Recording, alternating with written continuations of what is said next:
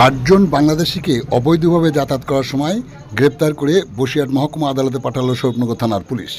Police সূত্রে জানা যায়, হাজেরা বেগম তার বাড়ি সিলেট জেলায়, ইমাম হোসেন বাড়ি সুনামগঞ্জ এলাকায়। বাংলাদেশে যাওয়ার আগেই শরীফনগর থানার পুলিশ তাদেরকে গ্রেপ্তার করে। অন্যদিকে বিএসএফের 143 নম্বর ব্যাটালিয়নের সীমান্তরক্ষী বাহিনীর জওয়ানরা বিথারি এবং হাকিমপুর সীমান্ত দিয়ে বাংলাদেশ থেকে ভারতে ঢোকার সময় 6 জনকে আটক করে শরীফনগর থানার পুলিশের হাতে তুলে দেয়।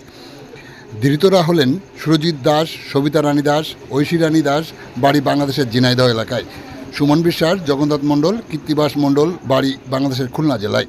ধৃত মোট 8 জনকে পরবর্তী আইনি পদক্ষেপ গ্রহণ করার জন্য আজ বসিরহাট মহকুমা আদালতে পাঠালো শরীফনগর থানার পুলিশ।